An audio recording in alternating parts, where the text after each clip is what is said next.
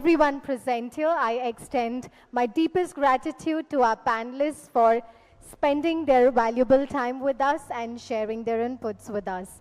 Now, ladies and gentlemen, please join me in welcoming on stage Mr. Vinay Sarawagi, Senior Vice President, Digital at Times Network, to kindly share his thoughts with us. Let's welcome him with a huge round of applause, please. Thank you.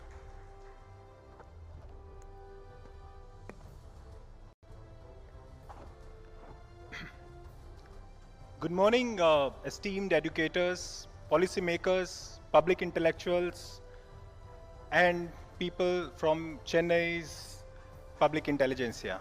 It is my singular honor to welcome you all at the TimesNow.in Academic Excellence Awards, a gathering that celebrates excellence and innovation in education, while also addressing the pressing challenges shaping the future of learning in India. Maricom, we are incredibly proud to have you here with us this morning. You are a true hero and an inspiring for our icon for our youth. At Times Network, we take immense pride in being a driving force behind India's digital progress. Our platforms, TimesNow.in, ETNow.in, TimesNow Now Bharat, Digit, TimesNow Sethi, TimesNow Vartalu, and others reach hundreds of millions of users each month, engaging them across diverse topics. But today, our focus is on something profound and transformative. It's education. Education is not only a tool for personal growth, it is the bedrock of societal progress. It molds leaders, thinkers, and innovators of tomorrow. Today, we honor those who have dedicated their lives to this cause, and we aim to spark meaningful dialogue on shaping the future of education in India. Friends, we find ourselves at crossroads. On one side, like we were just discussing, we are witnessing the meteoric rise of artificial intelligence, machine learning, robotics, and whatnot, which are redefining the industries and reshaping global economies. These advancements demand a workforce equipped with cutting-edge technologies and skills. On the other side, we face a burgeoning crisis of youth mental health as social media pressures, rising academic pressures, demand emotional well-being, one of the panelists just said. To navigate these complexities, our education system must evolve with a balanced focus on technical proficiency to thrive in a tech-driven world and emotional resilience to lead fulfilling lives, particularly in the setup of a developing country. Lessons from the world we need to look at. For example, as we reflect today, let's look at China. It's worth exploring how China, for instance, in the 90s was a similar economy of India's size. Today, China's economy is nearly 5 times larger, thanks to no small parts in its strategic shift in education from 1960s to 1980s. China, during that period, laid the foundation of science, technology, engineering, and mathematics-led curriculum. Many questioned at that point of time, but China knew what it was running against. As a result, today China's economy is 5 times larger than us.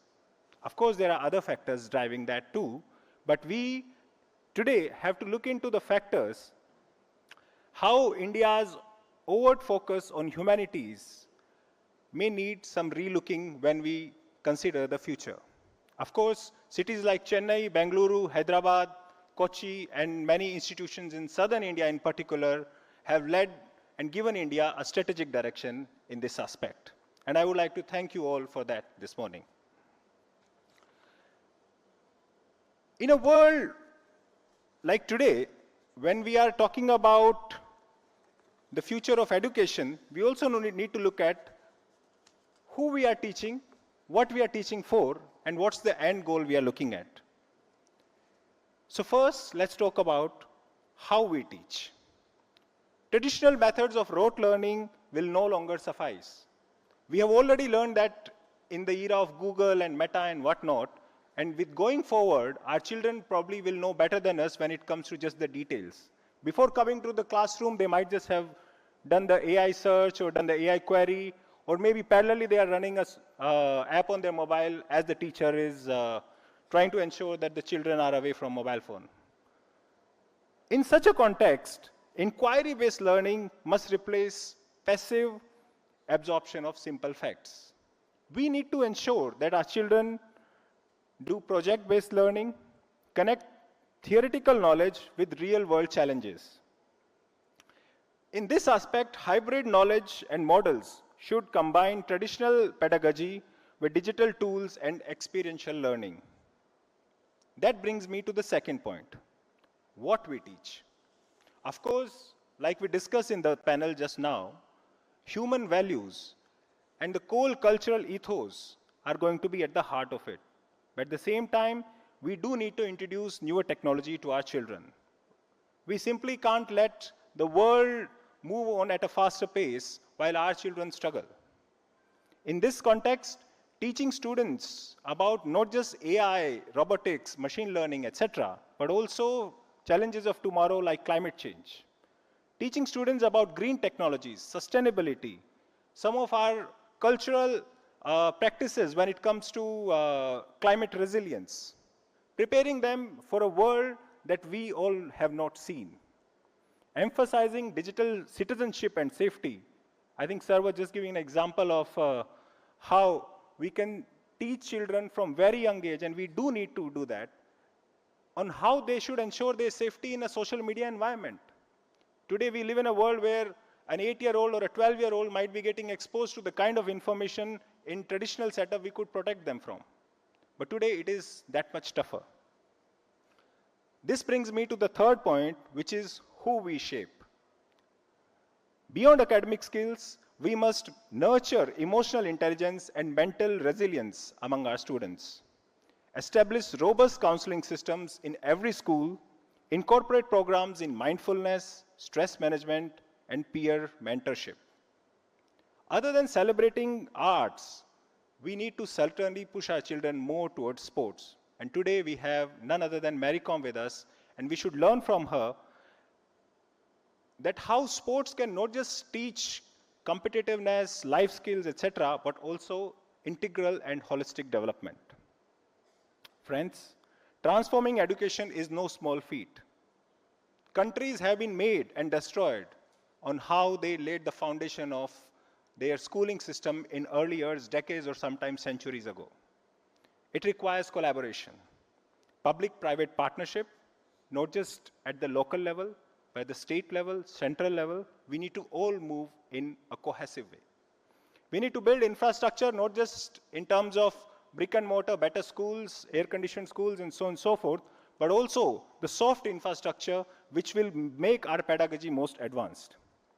Enhance access through scholarship for those children who are bright and deserve a better chance but may not have the means today. And last, continuous professional development for teachers, because it is the teachers. We are talking about AI today, tomorrow it will be something else, but particularly in the schooling days, teachers are at the core of the learning. Friends, imagine a future where India isn't just participating in global innovation, but becomes a leader.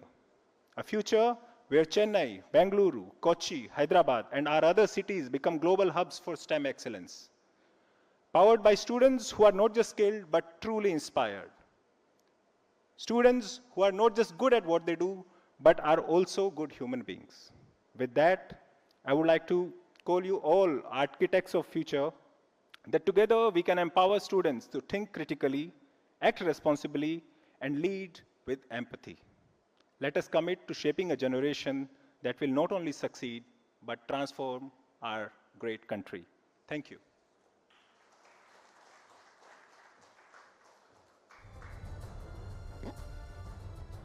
Thank you, Mr. Vinay Sarawagi, for truly inspiring us with your words today. Can we please have a huge round of applause for him?